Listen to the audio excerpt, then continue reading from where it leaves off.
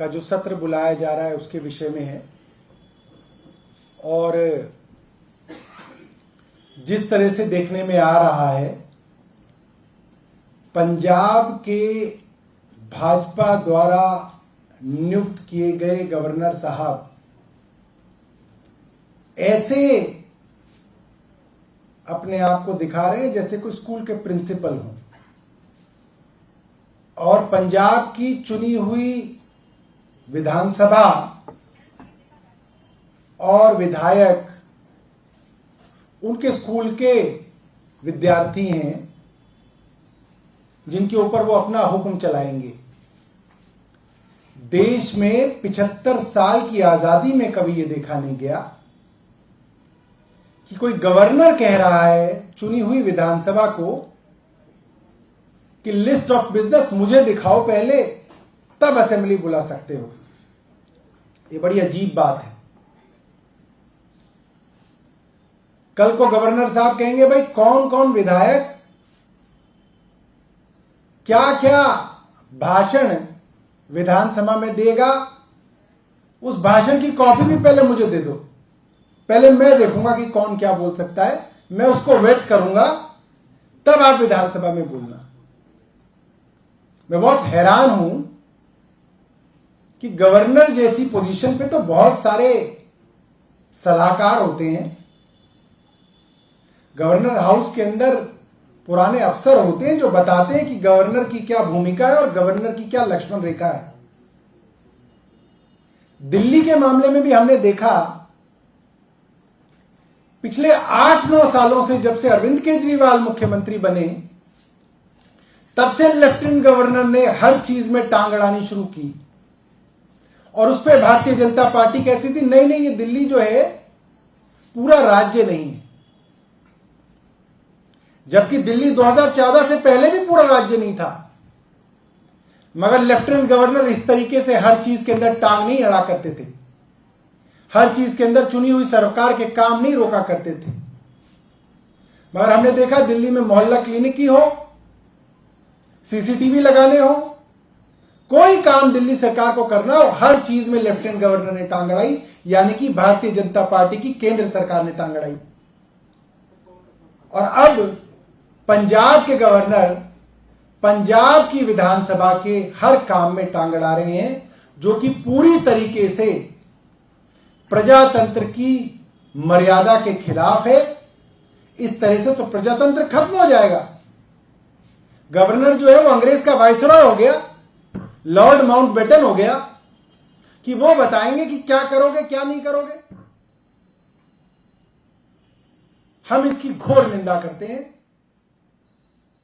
Governor अपनी मर्यादा और अपनी लक्ष्मण रेखा समझे। बहुत बहुत धन्यवाद। अगर आपके पास कोई प्रश्न हो तो आप प्रश्न पूछें। दूसरे मुद्दे से जुड़ा प्रश्न है, क्योंकि आप उपाध्यक्ष हैं जल बोर्ड के। उपराज्यपाल ने आदेश दिए है कि एफआईआर कराई जाए जल बोर्ड के अधिकारियों के खिलाफ, बैंक के अधिकारियों के खिलाफ, क्योंकि ऐसा कहा जा रहा है कि 20 करोड़ रुपए बैंक के खाते में पड़े रहे, वो जल बोर्ड के खाते में आने थे। 2012 से 19 के बीच का मामला है। सीएस को कहा है 15 दिन में रिपोर्ट दे दी। 2012 से एक मामला बताया जा रहा है जिसमें केंद्र सरकार का यूनियन बैंक ऑफ इंडिया और दिल्ली जल बोर्ड के कुछ अधिकारियों की मिलीभगत के बारे में एलिगेशन है। हम इस तरीके की हर जांच का स्वागत करते हैं। मनीष जी को दिल्ली जल बोर्ड के सीईओ ने इसके बारे में बताया था, तो मनीष जी ने खुद इसकी रिकमेंडेशन की थी कि आप इसकी जांच कराइए।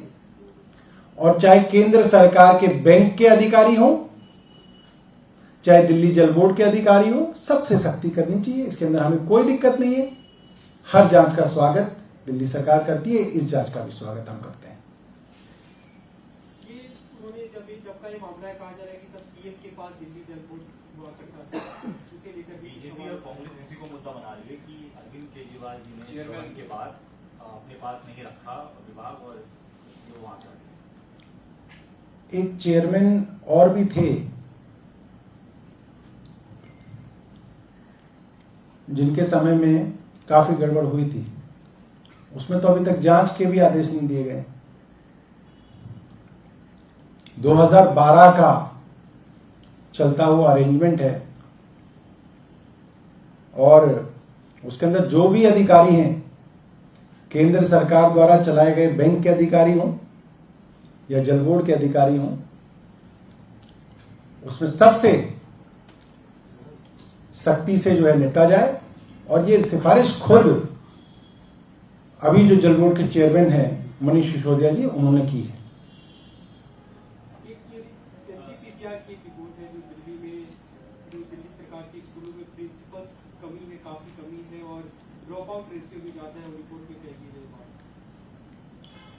एनसीपीआर कोई जानकारी होनी चाहिए और नहीं है तो मैं इस प्रेस वार्ता के माध्यम से उनको जानकारी दे रहा हूं कि दिल्ली के स्कूलों के अंदर प्रिंसिपल की नियुक्ति हो या टीचरों की नियुक्ति हो, दिल्ली सरकार में चपरासी की नियुक्ति हो या चीफ सेक्रेटरी की नियुक्ति हो और किसी के ऊपर भी कोई कार्रवाई करने की बात हो, ये सारे के सारे मामले सर्विसेज में आते हैं।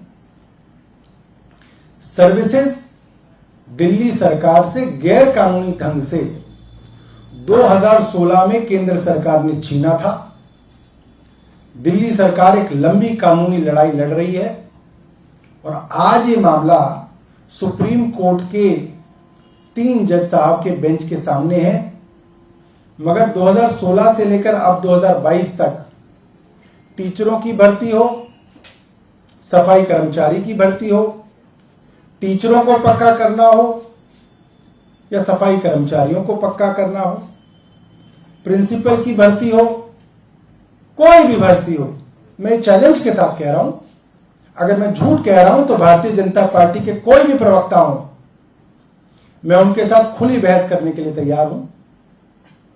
वो बताएं कहां पे आके बहस करनी है। ये सीधा सीधा एलजी और केंद्र सरकार के अधीन है। मगर शिक्षा मॉडल से घबराकर, गुजरात में बढ़ती हुई लोकप्रियता से घबराकर भारतीय जनता पार्टी हमारे शिक्षा मॉडल के अंदर कमियां ढूंढने की कोशिश तो कर रही है, मगर जितनी भी कमियां हैं जो रह गई हैं वो इसलिए रह गई हैं क्योंकि भारतीय जनता पार्टी द्वारा केंद्र उन कमियों को दूर कर सकता और कोई कमियों को दूर नहीं कर सकता। कई बार तो विधानसभा के अंदर जब विधायकों के प्रश्न लगते हैं, स्टार्ड और अनस्टार्ड क्वेश्चंस, और उसमें पूछा जाता है कि किस किस स्कूल के अंदर कितने पद खाली हैं, उसका जवाब भी एजुकेशन डिपार्टमेंट से यह आता है कि क्योंकि पद और पद के खाली होने की बात सर्विसेज के अंदर आती है और सर्विसेज सीधा एलजी और केंद्र सरकार के अधीन है, लिहाजा दिल्ली विधानसभा को उन सवालों के जवाब भी नहीं दिए जाते कि कितने पद खाली हैं और कितने पद भरे गए। सर, पंजाब से जुड़ा अभी जानकारी ये है कि एक प्रेस रिलीज आई है गवर्नर पंजाब की तरफ से, उसमें ये कहा गया है कि आप जो मुख्यमंत्री हैं भगवंत मान, वो बहुत उनसे गुस्से में हैं, उनसे बहुत ज्यादा एंग्री हैं और उनके जो लीगल एडवाइजर हैं वो भगवंत मान को सही जानकारी नहीं दे रहे। आर्टिकल 167, 168 पढ़ने के लिए कहा है भगवंत मान को। अरे हम गवर्नर साहब से कह रहे हैं चुनाव लड़ो, विधायक बनो, आओ विधानसभा में, क्या दूर से परेशान हो रहे हो, आओ विधानसभा में बैठो, खुले आओ ना मैदान में, ये क्या छुप छुप के जो है वार कर रहे हो। उनको हम स्वागत करेंगे, आए चुनाव लड़ें, जीतें, समझें कि विधायक क्या होता है, विधानसभा क्या होती है, उसकी मर्यादाएं क्या होती हैं। अमन अरोड़ा की जो विदेश यात्रा थी उस पर भी रोक लगी, इससे पहले मुख्यमंत्री की विदेश यात्रा पर रोक लगी है। इस पूरे मामले को आप किस तरीके से देखते हैं? देखिए, प्रधानमंत्री जी को एक बार विदेश जाने से रोका गया था, हालांकि वो हमारे देश की सरकार ने नहीं रोका था, और उसके बाद प्रधानमंत्री जी को लगता है कि कोई और जो नेता है, खास तौर पे आम आदमी पार्टी का कोई नेता जो है, वो विदेश ना जाए। विदेशों के अंदर आम आदमी पार्टी के स्कूलों की बहुत चर्चा है, न्यूयॉर्क टाइम्स के फ्रंट पेज पे खबर छपती है, मोहल्ला क्लिनिक्स की चर्चा है, आम आदमी पार्टी मुफ्त बिजली, मुफ्त पानी, अस्पतालों में मुफ्त इलाज, मोहल्ला क्लिनिक में मुफ्त दवाइयां, मुफ्त टेस्ट, महिलाओं को मुफ्त बस यात्रा, बुजुर्गों को मुफ्त तीर्थ यात्रा देने के बावजूद एक सरप्लस बजट देती है। और भारतीय जनता पार्टी की सरकारें कुछ मुफ्त नहीं देती, फिर भी उनके ऊपर करोड़ों के, लाखों करोड़ों के कर्जे चढ़े हुए हैं। इस मॉडल को समझना विदेश के लोग भी चाहते हैं और नरेंद्र मोदी जी की सरकार नहीं चाहती कि आम आदमी पार्टी का कोई बड़ा नेता विदेश जाए और आम आदमी पार्टी दिल्ली और पंजाब की चर्चा विदेशों के अंदर हो। मुझे लगता है कि बहुत ही जो है छोटी सोच है, सोच को बड़ा करना चाहिए। देश का नाम अगर बाहर विदेशों में हो रहा है तो उसमें प्रधानमंत्री को गर्व करना चाहिए। और कोई सवाल? उत्तराखंड में अंकिता की मर्डर हुई है, बीजेपी के नेता द्वारा उनको गिरफ्तार किया गया, इस पूरे मामले में कैसे देखें? देखिए, बहुत ही शर्म की बात है।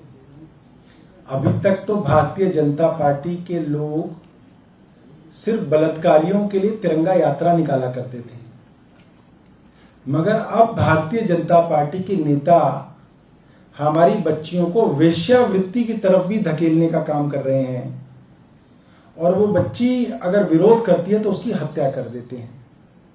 मेरा मानना यह है कि इस तरीके के सत्ता का नशा और इस तरीके से सत्ता का घमंड जो था वो तो रावण को भी नहीं था, कौरवों को भी नहीं था, कंस को भी नहीं था।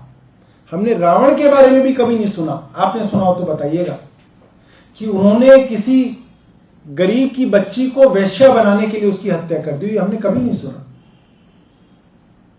हमने कभी कंस और कौरवों के बारे में भी नहीं सुना कि किसी बलात्कारी के विषय में समर्थन देने के लिए उन्होंने तिरंगा यात्रा निकाल दी हो।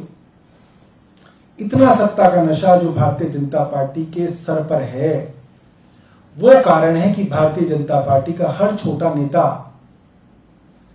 इस भारत देश को ऐसा समझता है कि इसके ऊपर उनका राज है और उनके ऊपर कोई अंकुश लगाने वाला नहीं बचा। उनके बारे में कोई बोले तो उसको जेल में बंद कर दिया जाता है, कोई पत्रकार बोले तो उसको देशद्रोह का मुकदमा कर दिया जाता है, कोई अफसर किसी चीज पे बात करे तो उसको सस्पेंड कर दिया जाता है। और इस तरीके का नर्क भारतीय जनता पार्टी ने बनाया है। ये कोई सपने में भी नहीं सोच सकता था कि इतना अहंकार जो है इन लोगों के अंदर आएगा।